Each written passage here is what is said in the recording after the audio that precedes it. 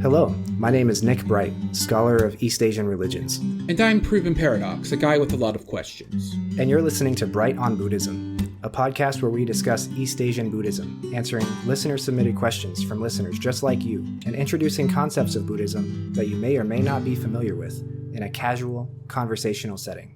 Enjoy. Hello and welcome to this week's episode of Bright on Buddhism. This week, we have our very first guest appearance, my friend and colleague Turner Rives. He's a specialist of Chinese Yogacara Buddhism, and we're going to discuss some of the details about what his research goes on with and what the subject matter is and how it factors into his own life in some ways. Turner, would you like to introduce yourself? Hey, thanks, Nick. Thanks, Doc, for having me on. My name's Turner Rives, master's student studying the Chinese Yogacara, especially Swantung and the Fashang School. Yeah, excited to be here. Very cool. Thanks for coming on. I'm looking forward to this. So our first question for you is, what is the history / the origins of the Yogacara school of Buddhism? Yeah, I wanted to speak a little bit about the origins of the school. A lot of things with Buddhism, there's a mythic kind of traditional account, and then there are some things we can tell from the text history. So I'll start with kind of the mythic one, because it's more of a real narrative. So the story goes that we have two half-brothers living in Gandhara. This is the area in Kashmir on today in the Pakistan side. But it's that contested area. This is about 4th century CE. Both of them are half-brothers, allegedly two different fathers and one mother, but again, traditional account, can't be so sure about the historical details of their lives. But the older brother is named Sangha, and the younger brother is named Vasubandhu. And both of these guys, they go in to become Buddhist monks. I've heard that you guys have gone through the Mahayana Hinayana distinction, or early Buddhists versus Mahayana distinction. So today we'd say that these two belong to early Buddhist or sectarian Buddhist sects, although they are living relatively late. They're living after the kind of formation of the beginnings of the bubblings of Madhyamaka. So Asanga, he goes off to one kind of form of Buddhism, and that we know a little bit less about. But then Vasubandhu, he goes off to the Sarvastivada. This is the teaching Sarva Asti. So Sarva means everything. Asti means is or exists. So he's part of this Buddhist teaching that teaches that everything exists in the present, the future, and the past. And not in the same sense that something exists now. You know, the past is still the past, but they have this belief that the nature of objects exists in the past and the future. He has a really prolific life, actually, before he turns to the Mahayana. He's writing these huge tracts, but eventually he gets dissatisfied, and he comes back to his hometown. It turns out that Asanga has also become dissatisfied, and he's turned to Mahayana. We get this later biography of Asanga, and it says that he travels all the way from Kashmir to the city of Ayodhya, and he's studying and teaching outside Ayodhya in this place called the Mango Grove. And it said that during the day, people would come, listen to him, and at night he'd go to this grove and he'd meet with his teacher, Maitreya. Have you guys covered Maitreya in the podcast so far? We haven't done a deep dive on him, but we have mentioned that he is the Buddha of the future and stuff. Yeah. So there's this great debate. Some people say, well, he was going to this cave and he was meeting with a human teacher named Maitreya Nata. But other people say that he's doing some sort of visualization practice and he's going to Tushita heaven to receive direct teachings from Maitreya. I side with that side of things. The reason I do is because if we look at later figures from around 600 or before, in India, we can tell that they had this tradition of that it was Maitreya, that he was doing some sort of visualization practice. And especially the writer Stirmati, which we may touch on in this episode, I'm not sure, claims that it's Maitreya. So he's getting these direct teachings from Maitreya, that becomes the basis of the Yogacara.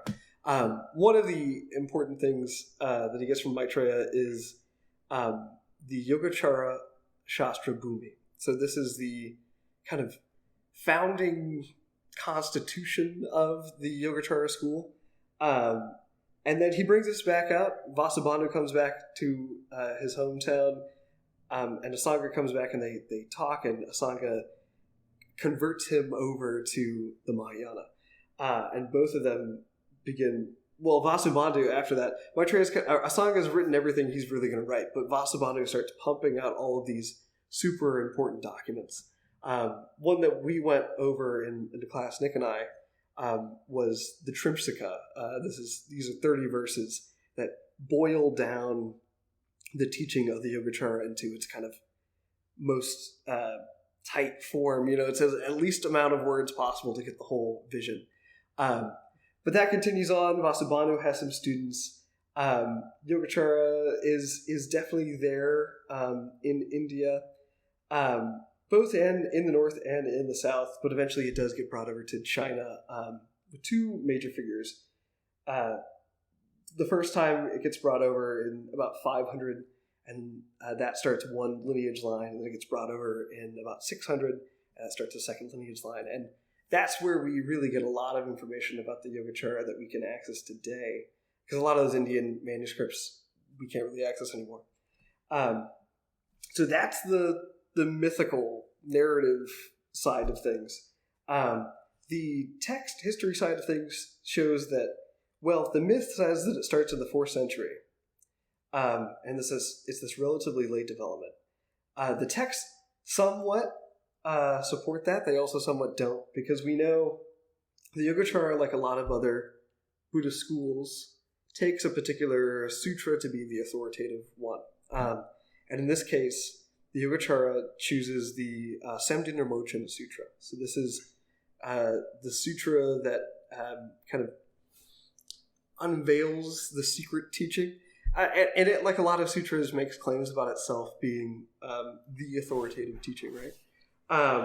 So we can tell from that that its final form had to be around the 4th century, because we have something attributed to Asanga, and if he's a real historical person, it's a commentary. So if he's a real historical person, it must have existed then. And it also, he has a relatively late developed form of the text with 8 chapters. But we can also tell that there might have been an initial stage in the 1st or 2nd century CE that was mostly verses and a little bit of prose. And so that early form still contains a lot of these ideas that would be central to the Yogacara. So it's not just with these two figures. It's kind of, this material has been swirling around for a long time. We also have another important sutra, which is not the definitive sutra, but gets really important in China and is important to the Yogacara, the Lankavatara Sutra. We could tell that also probably 350, 400 exists in the form that we have, comparable to what we have today. So we haven't done a reading and discussion of the Lankavatara Sutra yet. Would you like to talk just a little bit about what the central argument of that one is? Yeah. So Lankavatara Sutra, it's a fairly large sutra. And like I said, it's a little bit later than some other sutras, like the Lotus Sutra, 1st century. It has a lot of these like robust ideas from the Yogacara, but it also brings in Tathagata Garbha thought, which you guys have covered on the podcast, right? Yeah, just for a reminder for those who are listening, that is regarding the Buddha nature, or like the Buddha womb that we all carry within us, that part of us that is already enlightened or already a Buddha somehow, that is realized through practice and study. Mm-hmm. So the Lankavatara Sutra, it identifies something which you guys have covered in the podcast already. It identifies the alaya as the most basic thing. It also says the alaya is in some sense, not in the conventional sense, but is pure in the way that it exists. So it identifies that as the Tathagata Garbha. Although it goes really out of its way to say there is no permanent Atman self underneath there. But it's this marriage of Yogacara and Tathagata Garbha thought, and it'll blow up in East Asia. It actually, it's very important for Chan Buddhism. Yeah, absolutely. It's the original kind of sutra that the Chan and Zen guys used as their organizing principle. Although then that would be taken over by the Diamond Sutra, as quite a few people know. Docs, just for you, since we're discussing this without having recording our Yogacara episode, like regular episode yet, the alaya that he's referring to is the storehouse consciousness. So the Yogacara argues that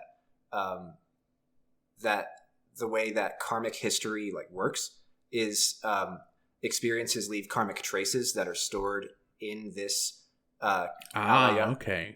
And they're stored there in the form of seeds called bijas. And we'll discuss that more in depth whenever we do our regular episode about Yogacara. That'll be going up before Turner's episode. But just so that you knew like what's going on, that's what he's mentioning about alaya. So alaya is kind of your karmic record that stays with you but past multiple lives. Essentially, yes. And the way to achieve Buddhahood is to kind of dump it out, so to speak. Turn it over and dump out all of the karmic stuff by acting karmically and purifying existing karma. Okay, I get it. Cool. Yeah. I think that's all I have really for the origins. I do have some information here about its spread into East Asia, but maybe we can save that for a later point if you want to talk about East Asia once we get the model of the mind. Yeah, we'll get there in a moment. Let's do the model of the mind thing using this alaya concept. Yeah. So how does Yogacara understand the mind? Yeah. So the Yogacara, there's been a lot of debate.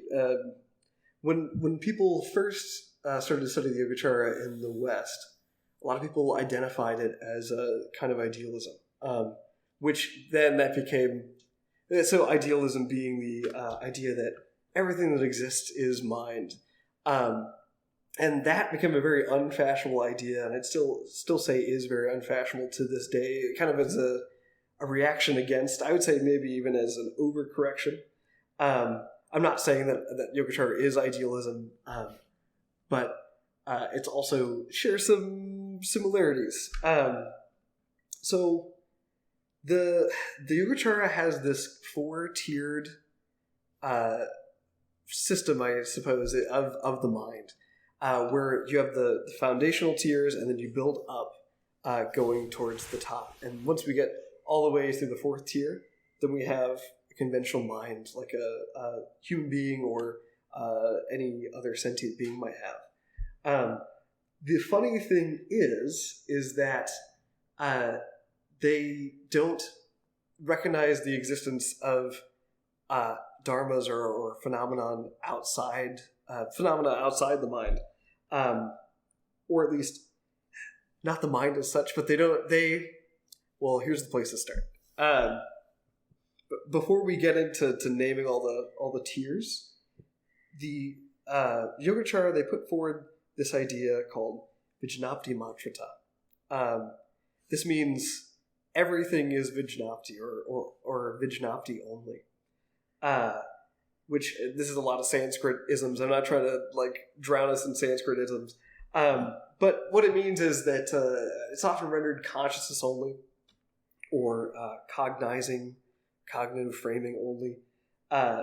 So this gets to this really early Buddhist model that you kind of need to understand before you can understand the mind, which you guys have covered in this podcast, the 5 skandhas. Mm-hmm. So these are kind of 5 types of existences or types of things in the world.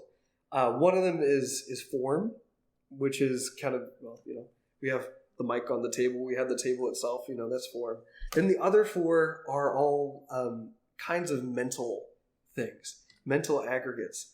The Yogacara identifies that there's one that you can build an entire system with that accounts for our everyday experience without using the others, and that is Vijnana. So Vijnana is the consciousness thing. It's the conscious experience, maybe you could say. It's not that they don't deny the existence of the others, but what we'll see as we go on, the Yogacara, what it does is it never denies the existence of something else. It's branching out of this other school, the everything exists school. But what it always seeks to do is to clarify the mode in which something exists. So what they say is, we can build a system in which consciousness is the only thing that really exists, and explain everything else as existing as a secondary product of that consciousness, cognizing. So Vijnana, that when Vijnana is cognizing, that's called Vijnapti. So they're not even, as we know, Buddhism is always kind of doing this, don't reify anything, don't make anything real. So they don't even say Vijnana is the thing, because that would be kind of an object. They say Vijnana doing Vijnapti. That is what everything is.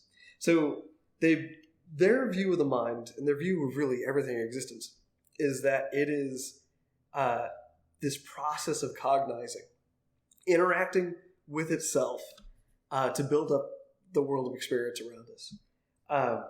Should I go on to the tiered mind, or any questions about that? Because that's a tricky bit. Yeah, so I think the biggest question that I have going in is, what is the difference between that and the conventional way of thinking everything is imaginary? There's similarities there that I think might trick some of the listeners. I know, having had the class, that the Yogacara doesn't mean everything is imaginary, and it doesn't mean solipsism. It doesn't mean idealism. Yeah, I was going to say, that sounds really close to solipsism. Yeah, I get that a lot when I talk to people about the Yogacara, and I find a lot of this debate, or not debate. Well, when people say that, I think there's this huge concern with solipsism, and there is actually a concern with solipsism in the tradition. Although you see now in 21st century scholarship, that's like a really hot topic. I don't really do that, but there's a lot of people who are saying, well, how do the Yogacaras deal with other minds?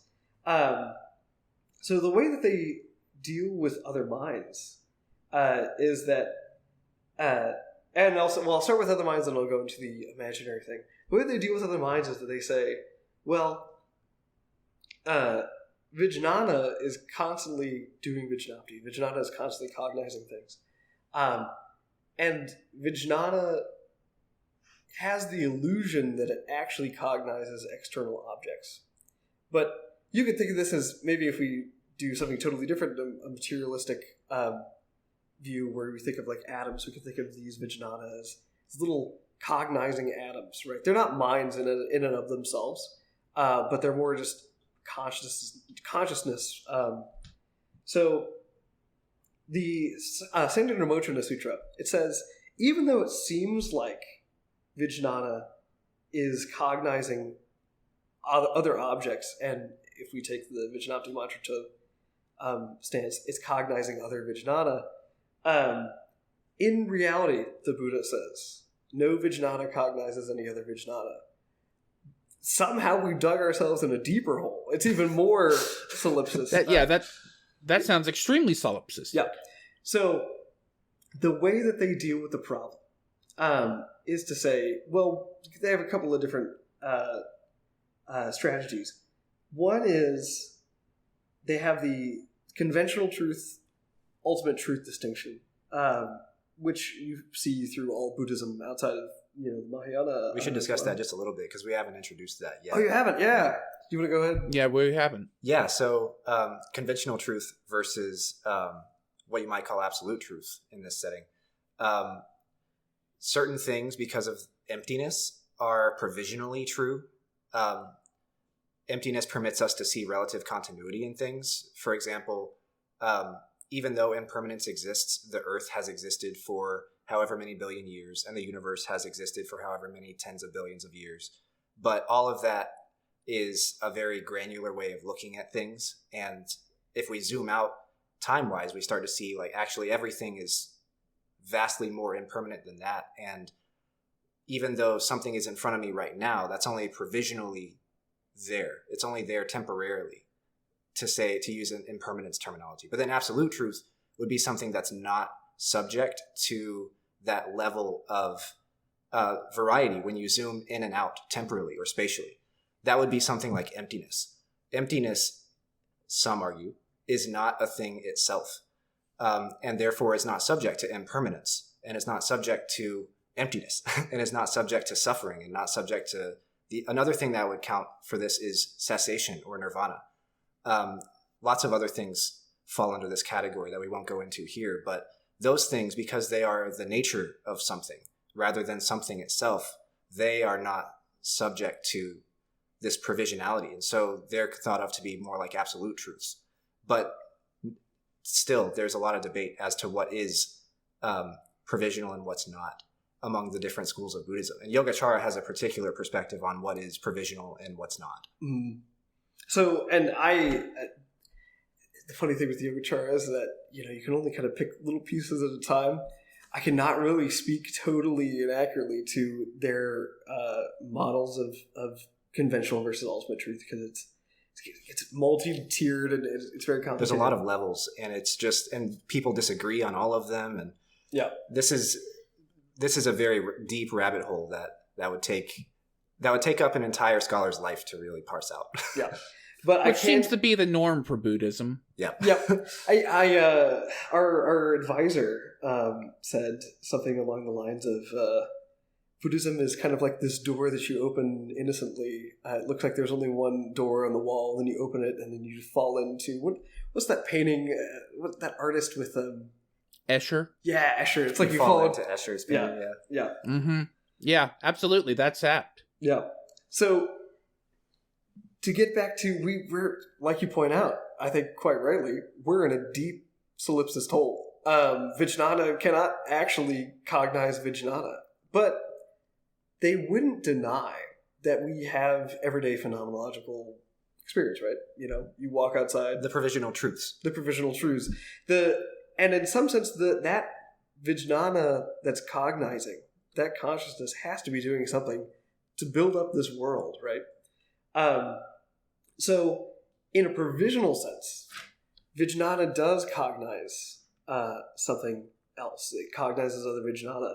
In a absolute sense, it doesn't. It kind of does its own illusory thing, and if you have enough Vijnana together, they make a conventional mind, and then that gives a feedback saying, aha, I'm cognizing X, Y, Z. And in some sense, the freedom gotten by enlightenment is kind of understanding what Vijnana and what Vijnapti, what consciousness and cognizing really are, which is they are just what they are rather than being some sort of subject viewing an object process. So that sounds like the important distinction here. Whenever the Buddha says Vijnana is not cognizing other Vijnanas anywhere, anytime, for any reason, that's not, it seems it's a trap that we fall into, thinking that's a deeper solipsistic hole. But really what the issue is because of things, because of ultimate truth, emptiness, impermanence, and whatever, those things, two Vijnanas cognizing each other is just a provisional experience. It's not like two substantial, permanent, existent things in the universe coming together and cognizing each other. Rather, it's two impermanent, non-substantial, empty things aggregating together in what you might call like a non-arising way. I would like to, and I think that's closer to the ultimate truth. I think to pull it back to the conventional truth is, I said think about it like atoms. Our kind of our naive understanding of materialism is that if you take a collection of atoms and smush them together, they become an object, right? But then again, with that naive view, we also kind of view it as atoms don't really touch, right? And we think of them as little marbles that are kind of touching and coming together, but they there's nothing substantial there, right? But yet still on the macroscopic level, there's an object there. We call it solid, and we say, atoms are touching to create this thing. It has form, it has shape, it has color, it has nature, whatever. Yeah. Now, I think there still is another final solipsist anxiety here, which I want to address, which is, okay, so everything's Vijnana. I only have the Vijnana that are in my mind. Everything's consciousness. I only have access to my own consciousness. What does the Yogacara say? Because it seems in our everyday experience, at least here in the West, where we kind of have this mind-body distinction, right? That, minds can't really touch, can they? Like, I can't get into your thoughts, or thoughts can't really touch, although sometimes you might have like a dream or something where, you might have some sort of experience, or you might take a psychedelic drug and have an experience. But the Cartesian dualism prevents the coming together in any real way of two different minds with bodies. You can't be two minds in one body, or one mind in two bodies. You're kind of sealed in your own little sphere of mind, according to the Cartesian dualism. So the Yogacara Buddhists, they're not really bound by the same intellectual inheritance, right? And they say that what minds do is that they cognize each other, although they cognize the unconscious parts of other minds. And that also there's a whole difficult debate here that I had to go down the rabbit hole of recently about how do minds cognize each other and what exactly happens. It's a bit of a complicated process, because I know I've seen this in like manga and things a lot, where it's like if enough people are thinking about something, it manifests and becomes real. I can't go into the... That's the secret. Oh, the secret. Oh, yeah. Yeah, that's what that is. That's the self-help stuff out there is like, if you just believe something or want something hard enough, it'll happen. Yeah. Yeah, that's entirely what the secret's that whole thing is, just want something enough and it'll happen, which is just selling people what they want to hear rather than actually saying something interesting. Yeah. But with the Buddhist flavor, it's all about, these are the things that you believe in, that you're anxious of. These are the things that you fear. This is the world of suffering. And it's kind of the secret turned on its head, where you find yourself in this horrifying realm, right? It's your own delusion of self that creates, all of these things. That puts you where you're at. Yeah. That tracks to me. Yeah. So I would... Go ahead. I want to kind of try and summarize what this whole, can't cognize other minds is. And that's not solipsistic. That's saying we can't read each other's minds. What we're cognizing is others' actions and words and personality, which is not the same thing as their mind. So really that's not saying that you can't interact with other minds. It's more that you can't interact directly with other minds. Yeah.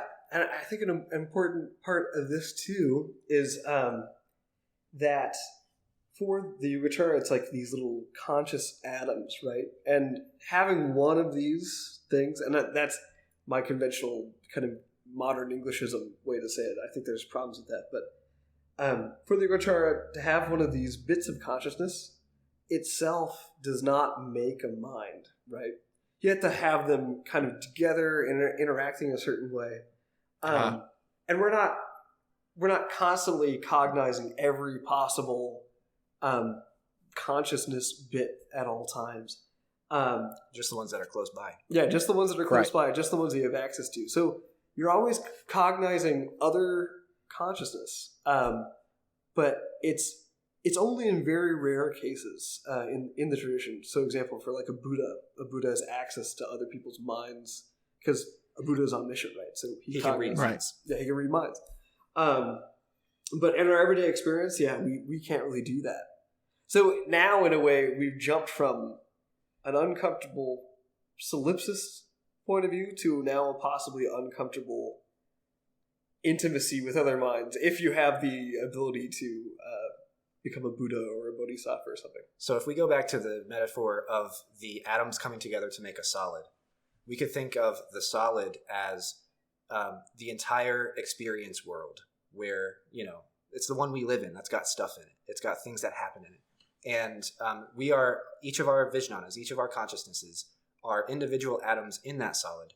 And we are cognizing and dealing with and experiencing only those atoms that are nearby to us through whatever samsaric nonsense puts them close to us, including not only people, but stuff and things.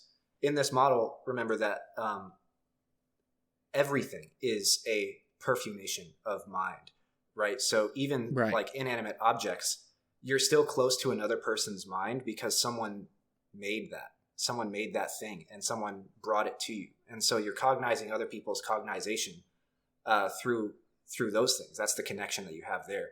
And so the Buddha then has a complete picture. He can see the entire solid and every atom in it and everything outside of that solid system, it sounds like. Mm-hmm. And he can turn off our conventional view too, and he can kind of go into the nirvana where he recognized Vijnapti as Vijnapti and nothing else, right? Right, yeah. So let's get into the path of enlightenment in Yogacara. How does the Yogacara understand the path of enlightenment compared to other schools that we've studied? I'm wondering, should we talk about the four tiers and beaches, or should we leave that for the other? Oh yeah, we missed that. We never got to. Let's do that first. Yeah. So yeah, we have these 4 tiers of minds. Also, Docs, I know that you play kind of the skeptic's role. I have no. Yes. I'm under no. I'm not lying to myself, but thinking that you might believe or accept any of these things. Yeah, I'm a skeptic, but I'm gonna try not to be an asshole about it. That's true. Like, it's a lot. The Yogacara, it's a lot, and it's a far cry from what we might be used to. Yeah, it's definitely not that clean cut, simple Buddhism that a lot of people in the West are looking for. Right? It's this. I remember you guys talked about before about Buddhism is a lot of like playing Legos with these models, and I think I think basically all Buddhism is like that, but Yogacara just goes really crazy with all of the different Lego pieces it picks together and puts together. It can, I think, actually sometimes even feel physically exhausting to try to keep it all in mind. But the reason I loved that Lego example was because this is kind of how their 4-tier model of the mind works. So we're talking about kind of the lowest level. We're talking about Vijnana and Vijnapti, consciousness and cognizing, and how it interacts with each other. So what the Yogacara says is that this is kind of a to B kind of creation story of a mind. This probably isn't actually how it's going to work, and that's because of other things in Buddhism. But this is kind of, if we were to think about it in the theoretical, we'll say it works like this.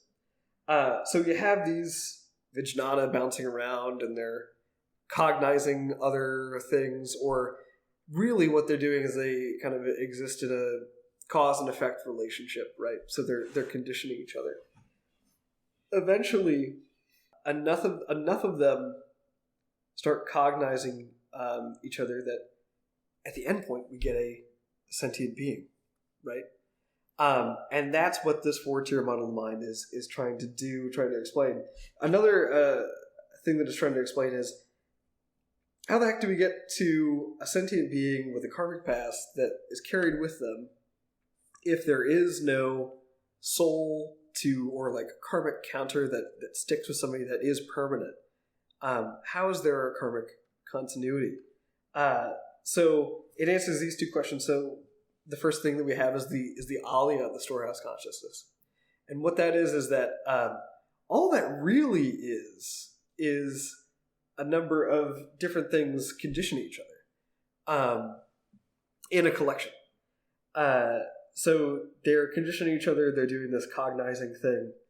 And then eventually out of that, and we'll get back to the alaya in its place as karmic retribution. Because what it does is that in a regular sentient being, it actually kind of does that soul job where it's doing karmic counting. But so out of that comes this second consciousness. And what that is that enough of these vijnana in the alaya, in this collection of consciousness, start cognizing each other that they make I think of this, sticking with the kind of materialistic view, we would say something like, well, the atoms make a formation to make X, Y, Z. The vijnana act together to start cognizing a self-other distinction.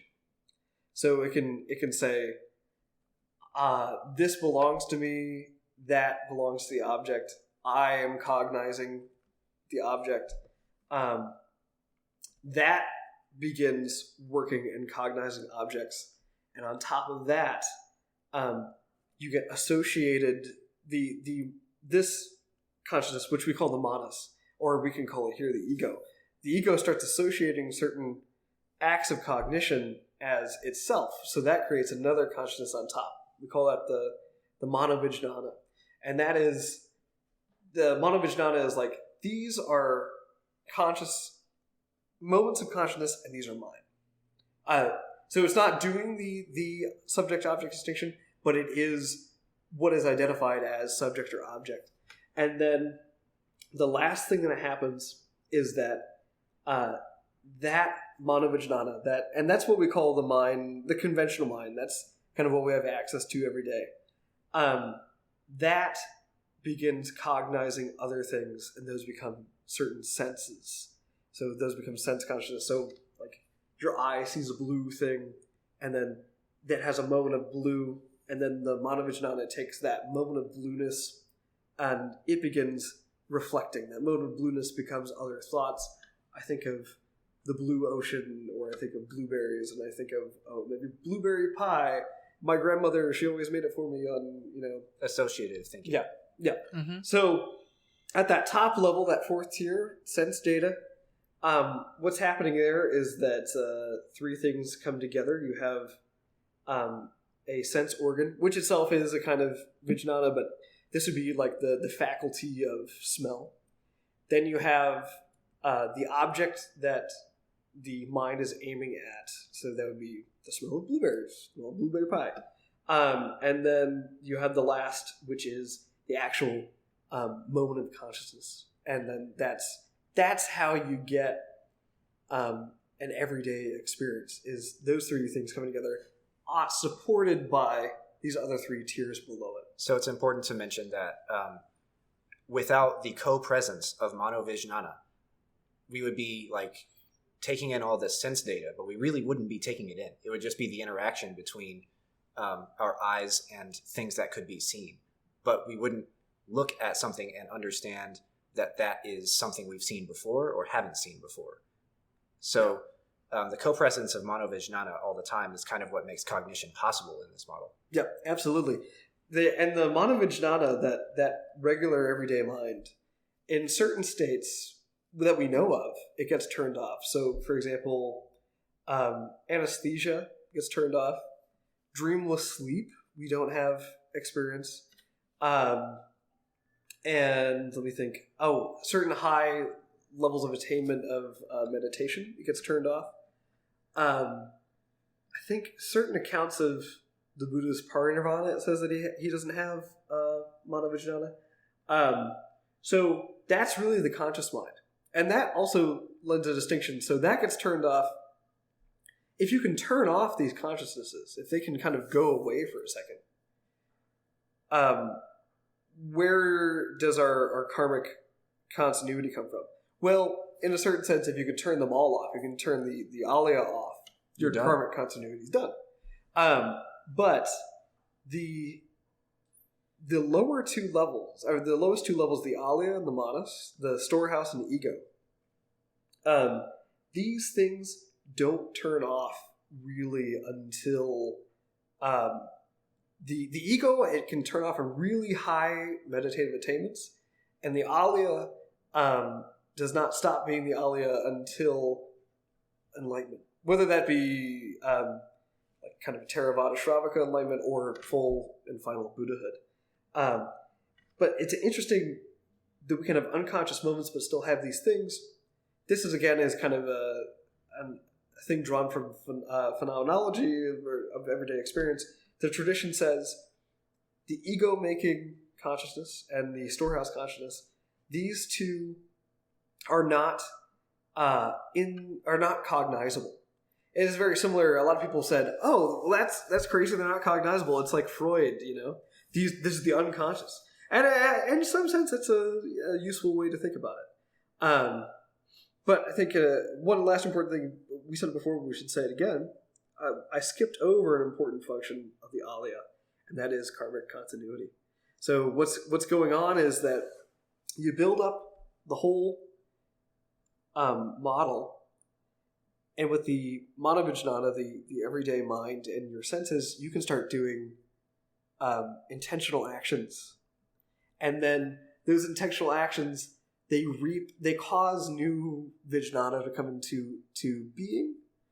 And the mana says, aha, that was an intentional action. Because I am a thing and those are objects, I can appropriate that. It becomes mine. And then that starts conditioning the sentient being. That becomes their karma. So that karma the important part of that is that it is looking at results of actions as reifying self. Yeah. That's the important delusive or elusive part that makes this karmically charged, is that these results, these vijnana that the manas appropriates for itself, those they perpetuate the illusion that there is a self-other distinction. Mm-hmm. And the tradition says that when those kind of appropriated actions happen, the most basic consciousness, the alaya, gets planted with seeds. And those seeds, they're not real things, but they're kind of the future possibilities.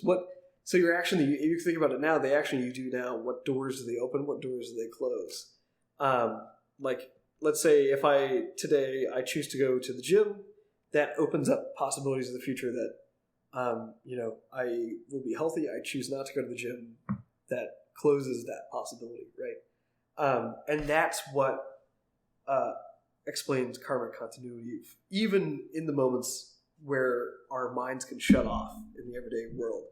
You would think in those moments, well, I'm gone, right? That's nirvana. But no, you still have this unconscious carrying along with you. Those can be thought of as your survival instincts, right? Like, if someone is not abused of like a fully formed frontal lobe, then they still eat, they still drink, they still go to the bathroom, they still do survivalist things, and they're not doing it consciously with an awareness of self. And that being the case, they're still doing karmic actions. They're still acting in the karmic world. And that explains how without an ego, you still have an alaya and you still haven't made it all the way there yet. Mm-hmm. I think that is I think that's a good enough take on the mind. Docs, any questions? Yeah, I've got the basic shape of it, and it's like you're talking about this being hard for a skeptic to swallow. The thing is, this isn't really making any scientific claims. Everything that's going on here is very internal. Mm-hmm. And when you're talking in that internal sense, it's a lot easier for at least me and my brand of skepticism to accept it, because you're not really saying anything about the world that I can test, which is what, as a skeptic / scientist / engineer, that's the kind of thing that I'm thinking about.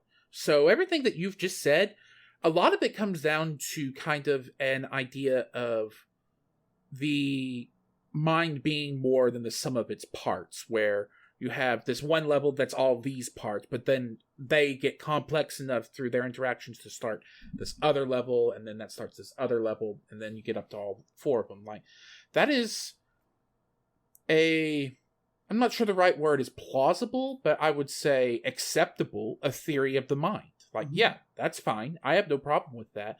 I don't necessarily agree with it. I don't subscribe to it myself, but I see what you're getting at, and yeah, I'm following. That's it's pretty reasonable. At the end of the day.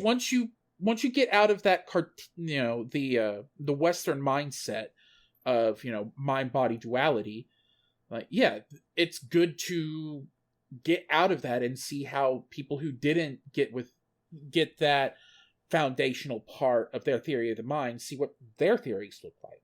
Yeah. So yeah, I'm enjoying this. I think that it also, one thing that's important to note about it is that it's the culmination of a lot of discussions that are going on parallel and prior to Yogacara. And in doing that, it solves what some of these Yogacara people thought were problems with other schools and sects that were doing their thing when they were doing their thing. How does karma actually make sense? If we think of it as this reflexive and kind of permanent substantial property of the world and of existence, then you have to, like, in some senses, you do have to kind of be able to point to it. And what I mean by that is, like, in order to not say something exists in a way that violates the truth of emptiness and impermanence, you do have to kind of say, okay, well, how is my karma different from that guy's karma? In the sense of, like, why is my rebirth going to be worse? Why is my karmic retribution going to be worse than that other guy's? And this has a plausible model of how to answer that question. Mm-hmm. And in the time, the Yogacara, like all Indian Buddhism, everything is critique and debate, and a lot of this is kept alive in Tibetan Buddhism, kind of in a ritualized form. And the debates in East Asia as well. But a lot of people at the time said, "No, the Alaya, you're reifying an Atman." This was not a non-controversial stance in Buddhism too. For what it's worth, from what I've seen, there are no non-controversial stances in Buddhism. There's going to be somebody who disagrees. That's true. Yeah, that is true. Although a lot of times, as you've seen and as we'll probably see in East Asia, a lot of times they, at least I can speak to the Chinese, debates are veiled as it's not that you're wrong, it's just that my view is more broad. It's like, my view is more enlightened than yours. Yeah, it's just like a thin veneer of like, let's together. But yeah, so I've covered a lot of really difficult material. The path can be equally as difficult, but thankfully I have specialized a little less in that. So we're going to get kind of the dumbed down version because that's what I have. Yeah, let's get the broad strokes of the path. So we've talked about, like, okay, here's why someone's karma is what it is, and here is how it sticks to them. And now let's talk about what they do to get out from under it. Yep. So we talked a bit about how this relates to the mind, and you, Nick, brought up pretty early on the way to Buddhahood, or the way to arhatship, is to kind of empty out the alaya of these seeds, these bijas. It's to empty out the alaya, make it so that it's no longer holding kind of karmic possibility, right? And this is done mostly through meditation. But unlike a lot of kind of East Asian Buddhisms that are very popular in the West right now, especially in the U.S., the Yogacara doesn't really have a sudden enlightenment tradition, even though it does have a Tathagata Garbha tradition, or Buddha nature tradition. We haven't talked a lot about the sudden enlightenment versus gradual enlightenment idea, but the short version is that with sudden enlightenment, you have to do a critical amount of practice and study, and then it hits you all at once. As soon as it's like getting to the top of the mountain. You're not at the top of the mountain until you're at the very top. And until you get there, you have to do a lot of climbing. And in this case, the climbing is meditation and study and good works and all those things. Gradual enlightenment is, instead of thinking about the top of the mountain as the top, thinking of it in terms of elevation. So gradual enlightenment is like you're getting more and more enlightened as you study more and more. Because as you climb the mountain, you're going up in elevation. And the difference there is that in the model of gradual enlightenment, you can get higher up on the mountain or you can go lower. And so your level of enlightenment, by some accounts, can change. You can become enlightened and then become less enlightened and go up and down for a while before you actually get to the very top. And getting to the top is nothing special other than being at a higher elevation than you might have been before. And you can see this in the microscope. And then oh yeah, go ahead. I was just going to say, and that also goes back to the idea that we've talked about before of non-returners. There are also those that can't backslide after a certain back point, right? Is that the case with both sudden and gradual enlightenment? Oh, that's a tough question. Okay. That's a really tough question. It's good that you ask it, though. So in some gradual enlightenment models, I'm not sure about the Yogacara. I'm thinking primarily of like Zen and like Tendai and these later Mahayana schools that really exist primarily in China and Japan and Korea. They have emptied out the distinction between sudden and gradual enlightenment such that a non-returner is someone who has become gradually enlightened enough that their final sudden enlightenment will happen no matter what. Gotcha. And then the other side is like, if you are completely and totally married to this gradual enlightenment model and you think like, okay, there is no sudden model. In that regard, if you accrue enough good works and get to the top and stay there long enough, you could be there and be stuck there and not come back. People don't usually come down the mountain from the top in that sense. But and then obviously the sudden enlightenment people, they think that once you have it, and so you will not return. So there are kind of different conceptions of this non-returner idea in these different sudden enlightenment, gradual enlightenment models. But the ones I'm most familiar with, they've done away with the sudden gradual distinction in a lot of important ways, such that it's a duality, so exactly, yeah, it gets emptied out through non-dualism very easily, and so it's a confusing way to think about it. I don't know how the Yogacara deals with it. Yeah, so I think something to keep in mind too. I called earlier the Yogacara as a very late development, but it's a very late development in India. I'd say for East Asia, it's actually a very early development. It gets brought in and built upon, and like a lot of the emptying out by, especially the Chan comes later. But I would say it is gradual in almost every sense. And also there's a problem kind of touch on it a bit when you talk about gradual enlightenment. Do you mean the path is really long, or do you mean like to take it as a moment, or is it multiple moments? But you can see in the Yogacara that it is from like the microscopic level to the macroscopic, it's gradual. So even in the moment of enlightenment, it's said to take 10 moments. They're like kind of these... There's like little stages. Little stages. And even though these things are super rapid, it's still, 10 moments, not one. But then in the middle stage, which we'll talk a bit about here, there's a couple of models of like how many stages of enlightenment. We're going to talk about the 5-stage model. And then at the longest one, there is this saying, which is, once you encounter the Buddha Dharma, it takes 3 Mahakalpas to become a Buddha. It takes 3 forevers, pretty much. Yeah, it takes 3 forevers to do it. So it's gradual in almost every sense. But then that's not to say that you're not going to see Yogacara ideas like the Alaya being brought in, especially. So Zen is like, it's a lot of Yogacara and Madhyamaka in this later development, and they use terms like Alaya. They're super conditioned by the Yogacara, but they still have this sudden enlightenment view. But the goal, actually, we can look at Chan to see what does the goal look like, because there's always this debate. Well, is nirvana and parinirvana, is that like nothingness? Is that like a void? And even the answer for the Yogacara, and I'd say even for early Buddhist schools, no, it's not a void. So I kept talking about the mind.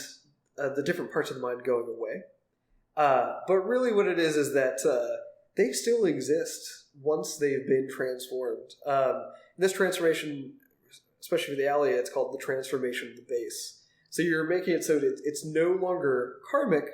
That doesn't mean that it doesn't really exist anymore. It still exists. Again, like I said, the Yogacara is always, it's never denying existence, it's always clarifying mode of existence of the thing. So the important part there is like, okay, the Buddha became enlightened. How was he able to hang around for 40 more years and preach? It's because of that. Just because he became enlightened doesn't mean that he was completely blown out. He had just, according to the Yogacara people, turned the base, and in that regard, he still existed. He still preached the sutras and all of that good stuff, but he wasn't accruing karma or reifying self such that when it came his time to die, that he would be reborn again. Yeah. So level 2 through 4 still exist, and the base is no longer karmic, basically. Yeah, and actually, and they all exist, and they all have a... Chan gives them all a particular name, and I believe these are Yogacara names. Again, my specialty really isn't the path, but all the different levels, they start serving a new function once they get transformed. So the Alaya, it becomes called the mirror-like knowledge. Because it's been purified. It starts to reflect the universe around it. Is that right? Yeah. Like, when in an unblemished, unbiased, unchanged way, you kind of become everything. Yeah, it's nothing other than what exactly it is, which is there's no self, kind of separating it out. The manas, the ego-making consciousness, what it becomes the perfection of equanimity, or the perfection of equality. So its function now is to say there is no subject or object. All things, either everything can be a subject or an object, or you could say the world is devoid of a subject or object. So it's essentially the realization of like a perfected, non-dualistic way of understanding self, world, and everything in it. And then the next one, those two are the easy ones to remember because they're super important to how a enlightened person functions in the world. The next ones, I forget. They're basically perfected. It's they're awesome. You have like perfect, clear senses of everything that's around you for the top level, and then the mind can perfectly cognize any and all other consciousness around it. So I forget what their names are. In other schools, the way that they handle those two levels is that, like, for example, as they say in later chapters of the Lotus Sutra, which we haven't read or discussed yet, but they'll say things like, in terms of the senses, whenever you get there, whatever getting there means based on whatever school or sutra you're a part of, whenever you get there, your senses suddenly can see and recognize and sense the full range, the full spectrum. They're no longer limited, right? They're omniscient. Yeah, there's this Platonic idea that we have that, the senses are fallible and limited. We only see like 10% of the electromagnetic spectrum with our eyes, and we only smell those things that can interact with our nasal glands, and we can only taste water-soluble molecules, and on it goes. But once you've gotten there, those 5 senses, they're not limited in that way. And the same with mind. Whenever a Buddha cognizes something, it doesn't just cognize that something. It's cognizing suchnesses, it's cognizing karmic past, it's fully omniscient, like we've been saying. And so for those two levels, really just like the blinders that are karmically put there by a delusion of self have been removed. Yep. So that's the end goal. But we see a number of different models of the path and in different strata. There's like a 17-stage model, which that goes back to Asanga, the guy who met with Maitreya at the beginning. There's a 10-stage model, and there's a 5-stage model. So I'm going to talk about the 5-stage model. But I think something important to note about the path in the Yogacara is the Yogacara is a Mahayana school, although you'll find in East Asia, a lot of Japanese schools, they'll call it quasi-Mahayana. They have different terms for this because they view it as kind of they view it as a mix between Theravada and Mahayana that's like just enough on the borderline that it turns into their historical punching bag. Yeah. And a lot of that, I know you guys did an episode on Tendai. I'm sure you guys are going to read the Lotus Sutra. We've done chapter 3 of the Lotus Sutra so far. Oh, so you have talked about... Yeah, Doc. I was just going to say, the Lotus Sutra is going up, or went up today, didn't it? It did, Or is that after it? Yeah, so that's a new episode, so you haven't heard it yet. We just were basically reading and discussing the parable of the burning house. Yeah, so you guys have covered kind of how most of Mahayana feels about Shravakas and Pratyeka Buddhas, right? Yes. Yeah, so... The Yogacara acknowledges the validity of Shravakas more so than other Mahayana schools. And I think that regardless of their other views about other things, that alone will kind of make you the punching bag by these Mahayana people who are emphasizing Buddhahood and Bodhisattvahood above all else. Yeah. Yeah. So for them, Shravaka, Pratyeka Buddha, they, and we see a later writer, Kuiji, in China, he says, this is the true Ekayana because all nirvanas are equal to each other, and that's the one real true vehicle. So he actually writes a commentary on the Lotus Sutra, even though he's tied to all these ideas. But so the Yogacara recognizes that they're and this goes back to the Sandhya Mochana Sutra. So it's probably reacting directly to the Lotus Sutra in some sense because it says their nirvanas are equal. And it comes after. I mean, it's there's clear reasons why it would be in dialogue. Yeah, but there is a little funny business about the Yogacara, which is after you've been exposed to the Yogacara, if you accept its teachings in the tradition, you're not allowed to functionally, you're not allowed to try to become a Shravaka or Pratyeka Buddha anymore. You have to go for the Buddhahood. Through the Bodhisattvahood path. Yeah, through the Bodhisattva path. It's kind of like it's all valid, but some are more valid than others. It's kind of I guess them just being nice. The fact that we'll do all this theoretical legwork for you to show you how we believe that you're because everybody is already doing that. I mean, they have to deal with the existence of Shravakas all around them at the time, and so it's like. Yeah, good job, guys. Keep going. But so we'll talk here about the Bodhisattva path. But a lot of what determines which path you take has to do with your karmic back history. Because the Yogacara, like all other Buddhist schools, doesn't recognize any permanent existing thing. But because of the way that karma works, because it's not really a thing, it's more the nature of things, you can get into these theoretical positions. And a lot of this is theoretical, where you kind of get locked into one path or the other. And that's called the Gotra or clan system. We won't really talk about that. We'll just talk about the Bodhisattva path. We've talked a lot about the Gotra system in the past. Yeah. Oh, nice. Yeah. So this will, just for the Bodhisattva path, because if anybody is interested in the Yogacara is going to turn around and say, well, you have to do this one. Right. So the first of this 5-stage model is the provisional stage. And this is before you start meditating, before you start doing anything. This is spend many lifetimes being a nice person so that you have this karmic bank set up, and also have healthy habits and do XYZ wholesome thing. So you have this bank of karma so that when you begin, you can really get going. So this is what you need in order to be able to first encounter the Buddha Dharma and be able to accept it and do something with it. If someone encounters the Buddha Dharma, but they don't have enough of this karmic positive, then they might not accept it, they might slander it, and screw themselves up royally. Or if they have bad enough karma, they'll just never come in contact with it, and they'll never know the possibility of enlightenment, of salvation. Yep. So basically you have to have a certain amount of merit to even start on this. Yes. Yep. You have to hike a little bit before you can start to climb the mountain. Right. The second stage is the stage where you enter into yoga. So this is, I've seen some people kind of describe the stage experimenting with practices. I would say this is the stage where you really do samadhi meditation. You do the calming of the mind, or as I like to say, the turning of the gain knob of the mind down.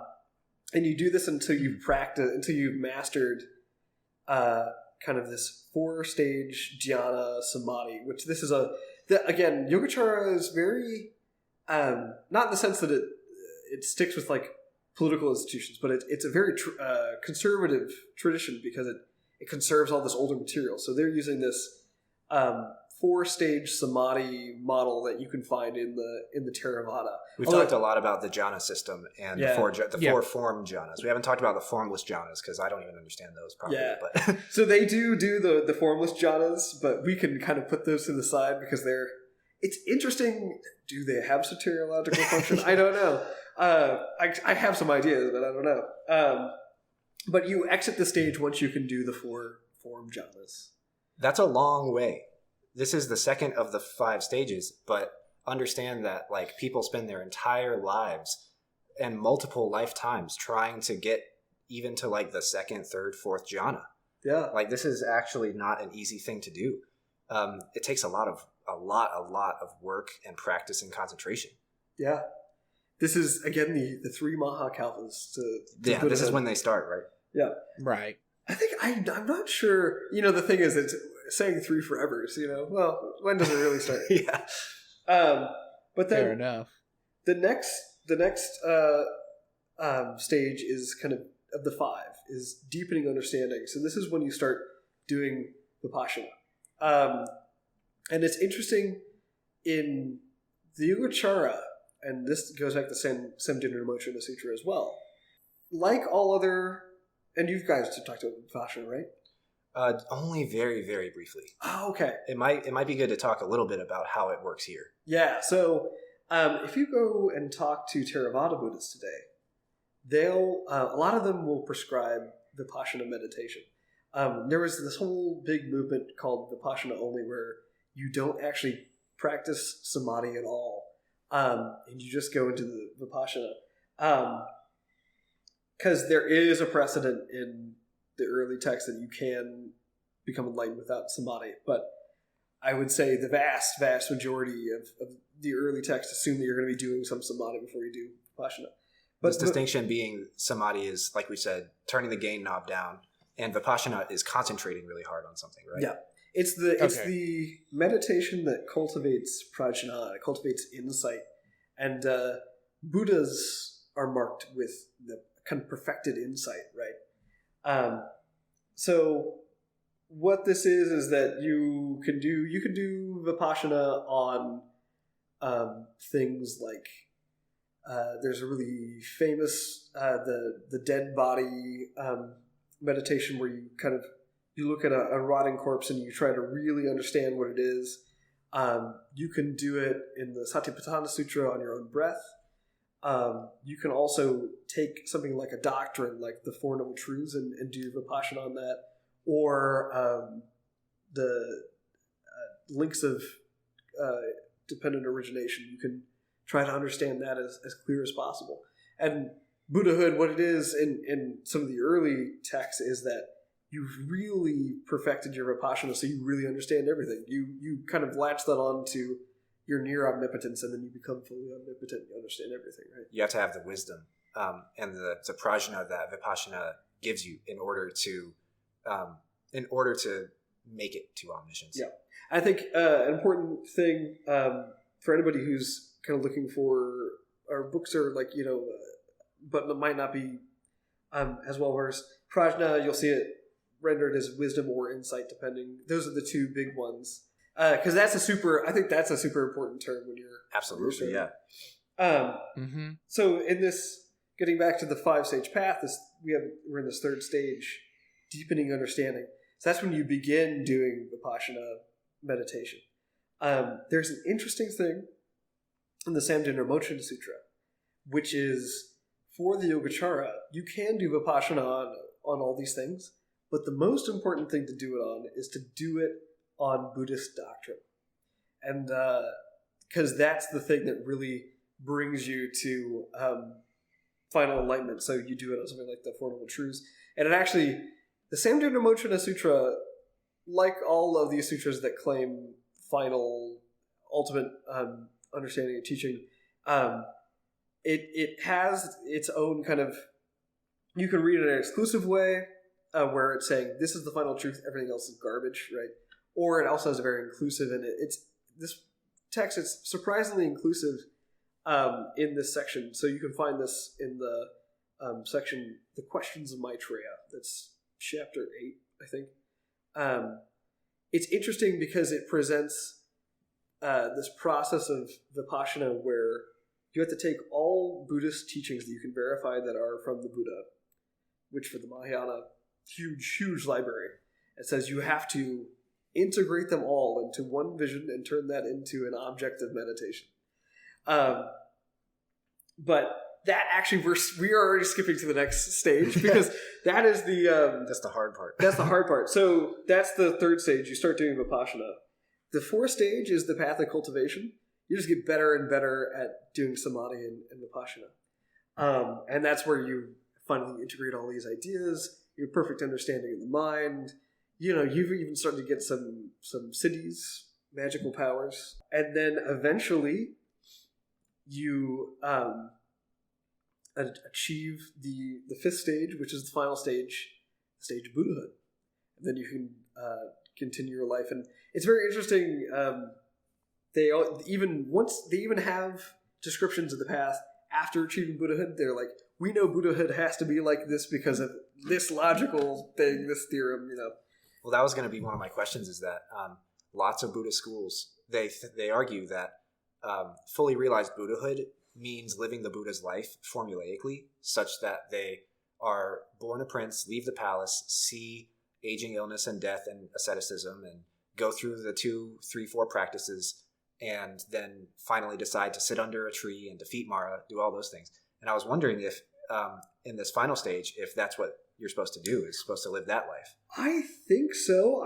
I don't know if there's like a textual locus for that, but I know my assumption is that because it's Yogacara inherits so much from the early Buddhist tradition, you probably didn't even have to write that down. You probably just would have assumed it. But the thing that I found really interesting and doing a little bit of prep work for this was that there's a robust description attributed to either Maitreya or Sangha in the Yogacara Bhumishastra about what it's like to be in Parinirvana. Which I was like, how can you write what it's like to be in Parinirvana? And I was like, I'm curious about that too. Yeah. I wish I had more time. Maybe if I ever come back, I'll bring that'd be a really interesting episode. Yeah. Yeah, I want to listen to that, sure. I doubt that it'll be that fulfilling of an answer, but I'm sure it'll be a very logical answer. I mean, my initial reaction is like, you can't, like, so it's not. Yeah. Meaning, like, you can't write about parinirvana because when you're there, you don't have hands or language or, you know, thoughts or an inclination to teach or anything like that. Nor do you have someone recording for you. So, like, because there exists a recording of it, it's not, you know, it's not actually parinirvana. But it's interesting to, it'll be definitely interesting to understand, like, in a very practical sense, not in a doctrinal religious sense, but in a practical sense, they have to have something that kind of shows, okay, here is the kind of, this is the broad strokes of what we're going for. We have to have a shape of the goals, you know what I mean? A shape of the goalposts in order for people to kick towards them. And so it serves a very practical purpose in that regard. And that might be interesting to analyze in some ways. It's like, you know, what does this mean for like teaching purposes for people who are on the path? Yeah, absolutely. There is this problematic I feel like we should mention here, which I think you guys might have picked up on, which is at the end the description of the path kind of peters off. It's because if you look at something like the Chung Wei Shalun or something like that, it'll have a very fine-grained breakdown of what kind of moving from one of these stages to another looks like, down to the moments, like I said, for Nirvana. Excessively detailed. But there is also this problem that a lot of people pointed out, which is, okay, so you assume a lot of these practices are getting rid of bad karma, but, you know, how can you start with bad karma in the Alaya and continue on to getting rid of it if bad brings bad? So there is a lot of what people are doing with these descriptions of the path is they're trying to solve that problem. How can you start from a bad place and get to a good place if the bad only brings about bad? You can't bring about good. So it's a difficult kind of subsection. Again, not my specialty, but I hope that's a little bit of justice. It's a little bit of mine, actually, because whenever I was in whenever I was studying this in our classes with our advisor, that's the problem I honed in on for one of my projects is the Achantika problem. The problem of those beings out there for whom the path is impossible, for whom they will never, for one reason or the other, attain enlightenment, Buddhahood, anything.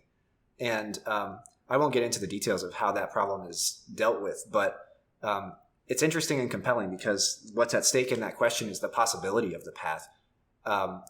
What is it really? What's the shape of it all really if there are those beings out there who are locked out, who can't do it? And the short version is it's not necessarily that there are those that are not like permitted. It's not that there are those whose morals are so bad that they are like just completely locked out of the Buddhist path. Like I'm thinking of the Christian versus infidels type of distinction. It's not like that at all. There's actually Achantikas who raise themselves up to really high levels of rebirth and high levels of moral cultivation and high levels of understanding of philosophy and things. But the reason why this category Achantika exists is because those beings don't reach enlightenment over theoretical infinite time. It's not that they can't, it's just that they don't. And that's not so much a moral judgment, even though it gets used as a moral judgment by a lot of people who believe in Achantikas. It's more actually just acknowledging this theoretical, statistical anomaly. Like, okay, given infinite sentient beings, there have to be some that never do, that never get there. And that has its own implications for doctrine and whatever that we won't get into now. But it's definitely a compelling problem to deal with for sure about like who can actually even get on the path and who can get to what stage versus the other stages and things like that. Will you do an Achantikas episode? I will, yeah. Yeah. I will be doing one absolutely. in the future. All right. I think we're going to get to our final section here, which is just some of the ritual and practice. Yeah. Because it's a super theory-driven, theory-laden thing. So a lot of people will be like, well, yeah, great theory. So what are you going to do? So we already talked about samadhi and vipassana. I won't get into, I think, any more detail with that.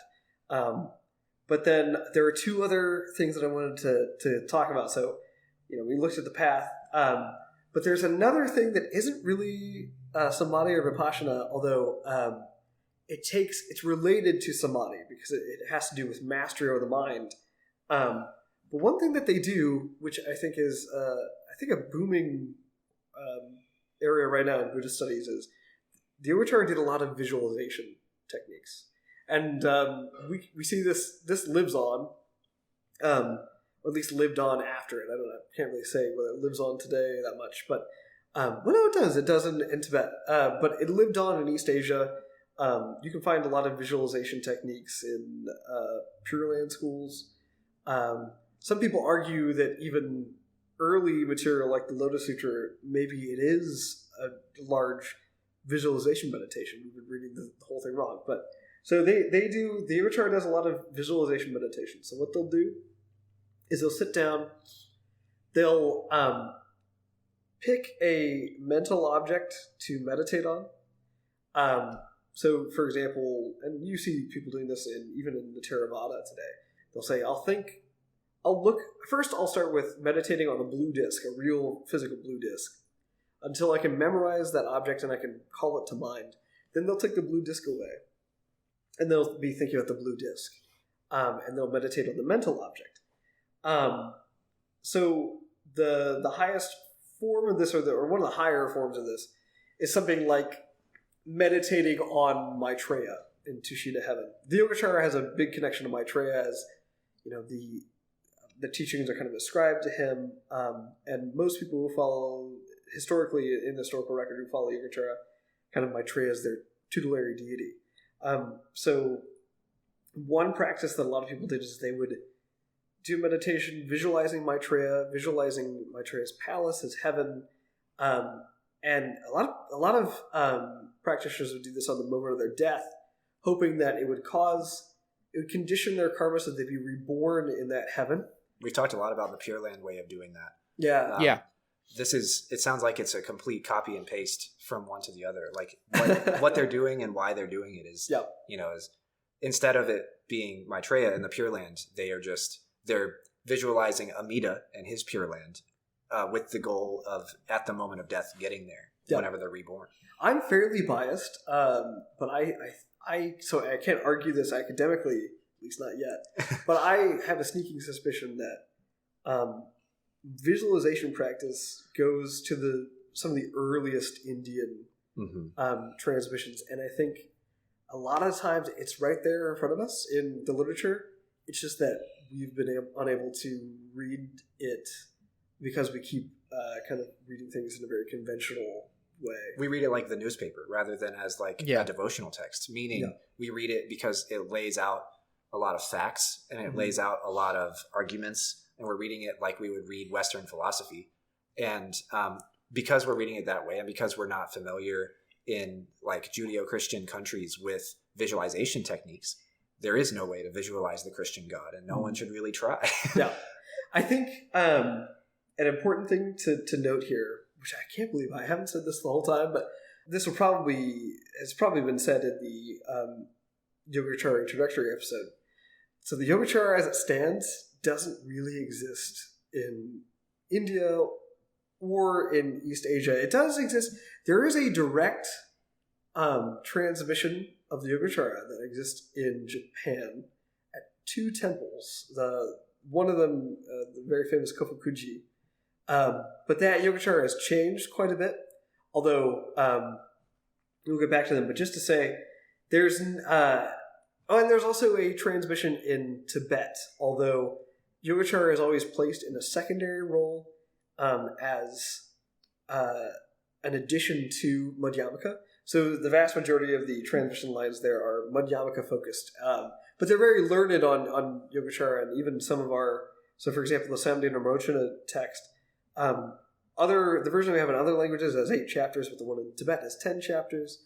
We also have a number of commentaries on the Samdhana Mochana in Tibetan, so it's strong Yogacara, but Yogacara has never stood on its own, really. And what that ends up meaning is that if you walk around in China or in Japan or in Korea or in India and you ask people, are you a Yogacara Buddhist? They'll probably say no. And that's the vast, vast, vast, vast majority of people will say no. This is more like a school of thought, at least in the modern day, rather than like a fully realized standalone sect like Chan is or like Tendai is. Yeah. I like to think of it as one of the 3 great kind of philosophical orientations. But you can kind of think of the philosophical orientations like a little bit of paint. You can mix it together. Like we talked about the Yogacara and Tathagata. So everybody inherits a little bit of Yogacara in their sect. But the only really true kind of we are Yogacharans would be in Japan. As the Hosso people, Yeah, it looks like this is a school that bridges Theravada and Mahayana, so it's kind of in a middle place. So it makes sense that it wouldn't have a big following today, at least, because I would guess that most of the schools that were at one point Yogacara eventually become some brand of Mahayana. That's essentially how it works. I mean, what we're talking about with Yogacara and Madhyamaka and Sarvastivada, these are all these early non-sectarian orientations of Buddhism, which are inherited by Mahayana and Theravada and expounded upon and dealt with much later. So in that regard, it's like a rock star's greatest influences. You know what I mean? Right. If you look at Dogen, for example, in Japan, he's the patriarch of the Soto Zen school. He's a rock star whose greatest influence is Tathagata Garbha, Buddha nature. And if you look at others, these are those influences. But these different rock stars can have different influences. They can have several at the same time. And there are certain like mutual exclusivities between Sarvastivada, Madhyamaka, Yogacara, other ones. But at the end of the day, they still do end up in their discourse kind of picking and choosing between them and taking from multiple ones to develop their own discourse. And what's quite funny too is that you'll see that you'll find these figures like Nagarjuna, he's associated with Madhyamaka, and Vasubandhu, he's associated with Yogacara.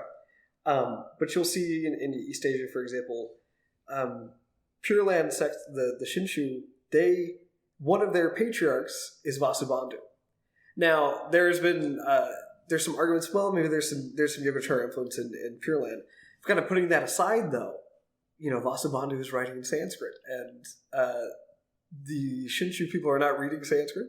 But there are some Chinese translations of things, but the Shinshu people aren't really using those translations either. So sometimes the fame of a patriarch or a figure is enough, really. Yeah, it's really enough. It's like there may be no philosophical connection at all, but they won't go off and make the arguments. They won't, like, the Pure Land people won't go off and cite the Trimsika that Vasubandhu wrote to make their discourse, but they'll just be like, yeah, he was great. Yeah.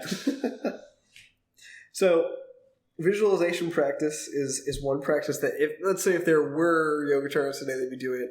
The reason that we know that we did it, one of my is that we see in the historical record, but one of my favorite examples is this really great story. So I studied this guy named Xuanzang. It's one of the very few Chinese monks to actually go from China to India, learn Sanskrit, and bring texts back. And he was born he was born in like 596, 598. So he's going from Tang Dynasty China to India. But there's all these autobiographies about him because he brings all these crazy texts back. He starts at this academy to translate texts. But in one of his autobiographies, it said they're kind of sailing down the river Ganges in a boat to get from one place to another with his party of people. And these pirates stop the ship. And, they take out their swords. They say, come on, get out. And he says, and they say, we need one of you to be a sacrifice. And I can't remember, this might be an accretion. I can't remember how many things there are. I think Xuanzang volunteers to be the sacrifice. And they look him up and down. And also, apparently, Xuanzang, he's supposed to be super handsome. It's really funny because he gets described as, like, man, he's the sexy beast, but he's a monk, right? And his story goes on to be Journey to the West, so he's a very fun character in that way. But they look him up and down and say, you're really handsome. You'll be our sacrifice. And apparently they were followers of Maha Maya, the kind of female god who's half destructive, half motherly. This is a non-Buddhist local type of tradition. It's not. Yeah. It's like nearby. It's associated. It's next to Buddhism, but they're not Buddhists. Yeah, they're not Buddhists, so therefore, they Xuanzang kind of uses this as, well, you're pirates, you're ruffians, right? Yeah. You don't know the Dharma, but they're like, he's like, all right, you can chop off my head, sacrifice me to the goddess. I just need a couple hours to prepare. And they're like, this guy's holy. He's convincing. He's hot. He's hot. Let him do it. So his students record that what he did is that he went into a state of samadhi where he turned his mind down. And then he started visualizing Maitreya and Tushita heaven. And he was brought to the chopping block while in a meditative state. So they had to drag him there. And eventually, what happens? Is there a wind that blows the pirates away, or? I think it's something like that. There's some great natural force, natural disaster. There's like a Deus Ex Machina, right? The pirates end up not being able to. Maitreya essentially does something to prevent. But when his students shake him and get him out of his meditative slumber, he's a little bit sad because he thought that he had died, and he thought he had really been a sacrifice, like made a bodhisattva sacrifice. Yeah, he thought that he had been able to enter Maitreya's heaven that way. So we know that they did this sort of practice. Because this legend is so well preserved, we know that visualization was like something that people did facing down death. Yeah. Yeah. The other kind of practice that we do know probably we can reconstruct backwards from the Hoso. This is we know that as part of their initiation practices that they chant Chinese texts attributed to this guy Xuanzang. and to his students, but they chanted in Japanese pronunciation. I don't know if you guys... We haven't really dealt with that yet, but basically, because of the closeness of the writing systems of Japanese language over the course of East Asian history, in Buddhism, sometimes you'll find that Japanese language obviously has its own syllabary and its own pronunciation and its own vocabulary, which is sometimes closely related to Chinese, but sometimes not. And so the same characters will be read several different ways because there's a Japanese way to say it and a Chinese way to say it in Japanese syllables.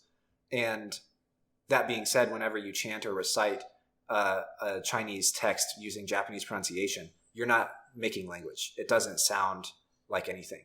A regular person walking down the street in Japan hearing this would not, unless they knew what that was going on, they wouldn't be able to like parse out sentences and grammar and meaning and such. They're really just kind of doing chants they saw in China using the Japanese syllabary. So it's a little bit kind of mutually unintelligible, but the reason that it happens is because they're trying to maintain faith towards the characters and the text and the originality of it. And because, there's esoteric reasons as well. I mean, you want to maintain like the sound and somaticity of whatever it is you're chanting or reciting for some important reasons. Yeah. So I don't think the episode is... I was going to say, I don't think the episode has gone up yet, but we have had recorded an episode that goes into that kind of... Into the word, speech, ideas. language thing. Yeah. We did a Karma of Words episode. Good. I think that's a great topic. Yeah, it'll be up eventually.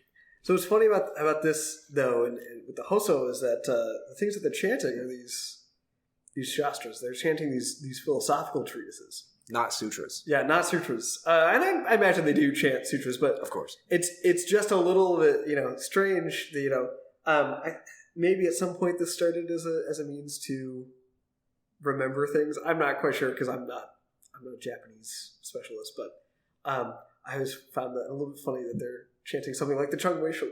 Well, it's interesting about whether or not it's to be remembered because, as we talked about before, you and I outside of the podcast and me a little bit in the podcast, the arrival of Indian texts to different places in East Asia doesn't come with any sort of systematized hierarchy, and it doesn't come with instructions or a table of contents or any sort of codex for organizing hierarchically the teaching or separating out what is sutra and what is not. And I mean, that something's a sutra because it's called a sutra, but essentially like what is Buddha Vachana or the words of the Buddha himself or not versus what is like meant to be a commentary. There's a lot of confusion and a lot of debate and a lot of interpretation that goes on as these texts travel. And so they very well could be chanting it in the spirit of chanting a sutra. We'd have to ask someone of the Hosso school who does that. They very well could be doing that. But additionally, the oral tradition aspect of Buddhism in Japan, it's so hard to understand and diagnose because we just don't have a lot of... We have some chanting and reciting practices, but they're almost always going together with copying, with copying sutras and stuff like that. So in that regard, whether this was meant to preserve the text outside of the written word, it's really, really hard to say. I'm inclined to think that it was in the spirit of doing it like a sutra, because you'll find evidence that the characters in the text, the authors or the people that are referred to in the text, they are regarded as bodhisattvas. They're regarded as worthy of respect and worship and so on. And so that being the case, they think that they're chanting the words of someone on level with Maitreya, someone on level with Kannon, and etc. So I think that is influencing what they are, why they're chanting and how they're chanting, even if they're not chanting sutras. Yeah, definitely. It might have some spiritual fruit. It might actually give you insight into the Vijnana or Vijnapti, maybe. And it just seems weird to us because we wouldn't sit around chanting like Kant or Hegel or Kierkegaard or anything like that. People would think like, wow, you're insane if you're doing that. But that's kind of, in a similar way, that's what they're doing. They're not chanting the Lord's Prayer. They're chanting like these philosophers who are writing about the Lord's Prayer. And also, just to temper that too, I think I present Yogacara in a very philosophical way, right? But these are all Vasubandhu's a bodhisattva, and this is a religious tradition. So I don't want to get any wrong impressions. Definitely still a religion like the rest of Buddhism. Just some very fascinating philosophical ideas at the heart of the Yogacara. Absolutely, I agree. Agreed. So that's all I have prepared for you guys. Is there any other questions you guys have? Or we don't have any more questions prepared. Do you have any questions, Docs? I have one question mainly about the term Yogacara. Yeah. So what is the meaning behind Yogacara? Like, I note the word yoga there, and that immediately puts me into Hinduism mindset, but I'm not sure if that's the correct root word. Where does the word derive from? I'd love to hear your take on that, because I give a short take on that in the introductory episode coming up. So, you do? So go, and I want to hear yours, actually, because I want to know if it's different. Yogacara, it's actually the way of yoga, which is very funny. It's not Yogavada. I'm trying to remember what the chara actually... Chara actually just means to practice. Yeah, to practice yoga. Or like those who practice, like the Yogacharans are those who practice yoga. Yeah. So this might be the exact same. It's they're the practice school, and in some sense, well, the question here is like, what is your understanding of the word yoga? Yeah. Well, I was going to say I was reading the Senjin Ramochana Sutra. It's that same chapter I brought up before, the Maitreya Sutra. I think in some sense maybe that's kind of like the height of that text. But there's a verse in it which says about kind of laying words aside and laying dispute aside to practice yoga. So it seems from the outside the Yogacara doesn't do a lot of practice. And just to say yoga, yeah, I think you're totally correct to identify it with Orthodox Hinduism, especially kind of later post-Upanishadic Bhagavad Gita developments, where you have the ways of yoga. Yoga, it's cognate with yoke, right? So what it means is to spiritually yoke yourself to something. So in this case, you doing samadhi and vipassana and learning the doctrines and living a Buddhistic life to yoke yourself to the Buddha Dharma. They view themselves, or at least the early strata views themselves as, we're the school that actually practices, and we're the school that puts aside words, which is very funny because... They're pretty debative and argumentative. They're pretty debative, argumentative, and they have a super highly refined kind of philosophical system. But I will say, they do have a way to tell you, you do this practice and you do it like this, and we define it in this term. So, yeah, that's pretty much the same as I understand it. This yoking, yoga, whenever it gets translated into Chinese and into Japanese as Buddhism travels, and I'm speaking specifically about Buddhism traveling, not Hinduism, not other things traveling. Yoga often gets rendered as Dao or Do. Dao is the Chinese reading of it, and Do is the Japanese. Another reading in Japanese is Michi. And these are often thought of as, spiritual pursuits. It's a long practice. It's like practicing practice, essentially. It's something that you commit your life to for spiritual reasons, even if the thing you're committing to is not spiritual. So it's important to note that yoga doesn't have an inherently Hindu, inherently Buddhist connotation. For example, it's kind of like prayer doesn't necessarily mean Christian prayer or Muslim prayer or Jewish prayer. This doesn't have like a specific connotation, at least in my view. I'm sure that there's lots of Hindu and Buddhist philosophers from thousands of years ago who would disagree with me. But I think that it's definitely just like, it's a reflection of commitment, and it's a reflection of pursuit of like a very long-term gradual goal that requires a lot of practice. Mm-hmm. Gotcha. Okay. Cool.